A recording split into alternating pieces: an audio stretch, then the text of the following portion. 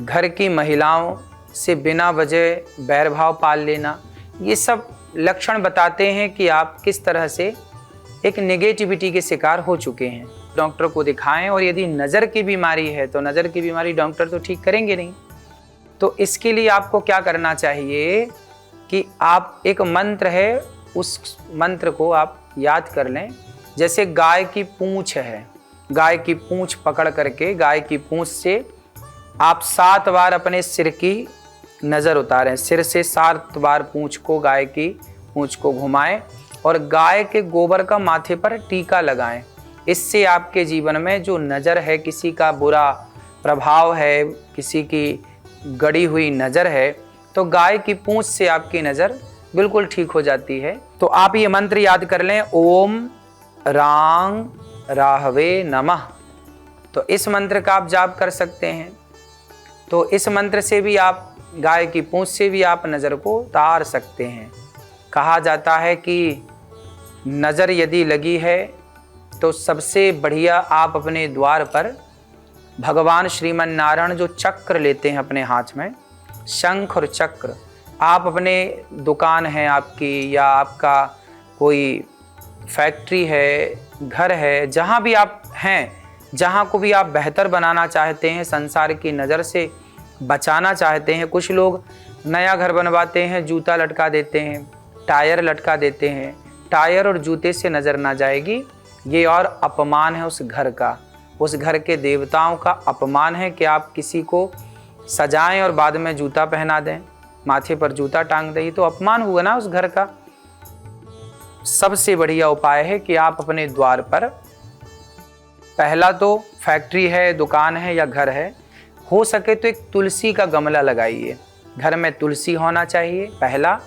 दूसरा, आपके द्वार पर फ्रंट गेट पर, जैसे ही आप गली से अपने घर को देखें तो सबसे पहले द्वार के ऊपर शंख और चक्र, जो भगवान श्रीमन नारायण के हाथ में सुदर्शन चक्र है और शंख है, वो शंख चक्र आपके द्वार पर यदि हैं तो चक्र जैसे दुष्टों को काटता है, ऐसे आपकी ओर बढ़ती हुई हर गलत नज़र को, हर नेगेटिविटी को वह चक्र काटेगा। तो शंख चक्र और तिलक ये अपने द्वार पर, फैक्ट्री पर, दुकान पर यदि आप लगाते हैं और एक तुलसी अपने द्वार पर रखते हैं तो निश्चित ही हर बुरी नज़र से आपको तुलसी माता और शंख चक्र बचाएंगे। तो हर बुरी नज़र से बचाने का केवल ये उपाय है, इस तरह से आप कार्य कर सकते हैं। तुलसी का पौधा लगाने से सुंदर बागवानी भी नज़र आती है और दोष से आप बच जाते हैं। ऐसी स्थिति में एक तुलसी का पौधा लगाना चाहिए। सुंदर पौधे की जड़ के समीप काले रंग की कौड़ी, तुलसी के पास काले रंग की कौड़ी आप रख सकते हैं।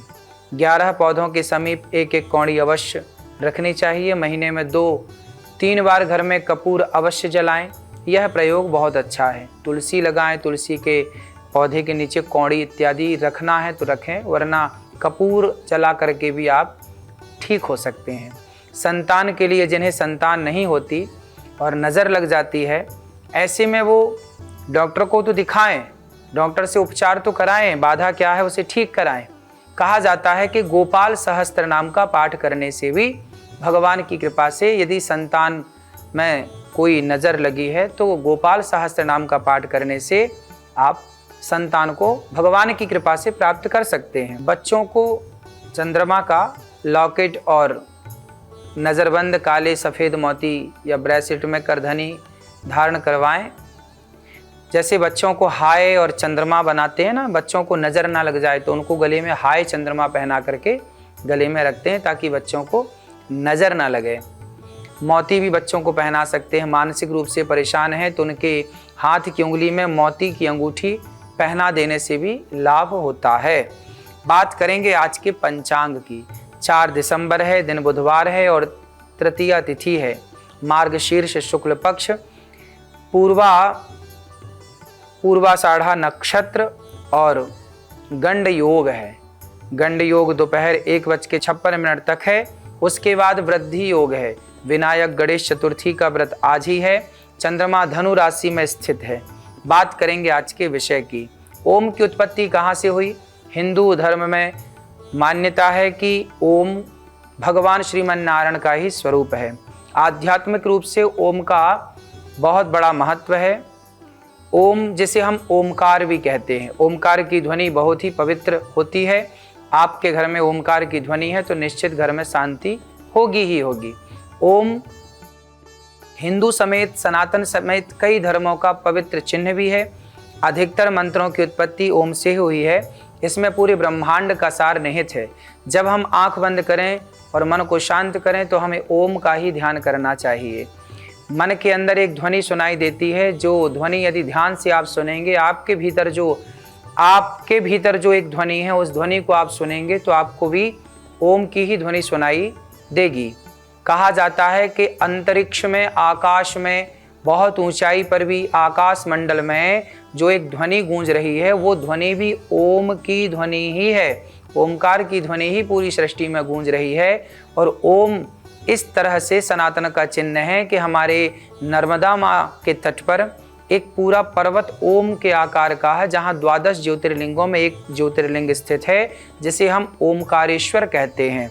ओम के आकार का वह पर्वत इस बात का प्रतीक है कि सनातन धर्म कितना साइंटिफिक है, ओम के बारे में कितना जानकारी आपको होना चाहिए। आपने एक लाइन सुनी होगी, प्रणवाक्षर के मध्य ये तीनों एका। तो ये प्रणव क्या है? ओम। ओम 3 अक्षरों से मिलकर बना है, आ उ मा।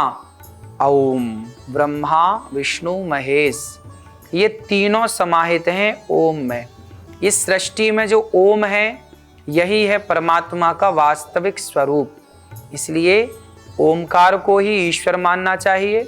ओम इस तरह से सनातन धर्म का सबसे बड़ा प्रणव है, वेदों का सबसे बड़ा सार है, और यह ओम हम सबको जीवन में धारण करना चाहिए।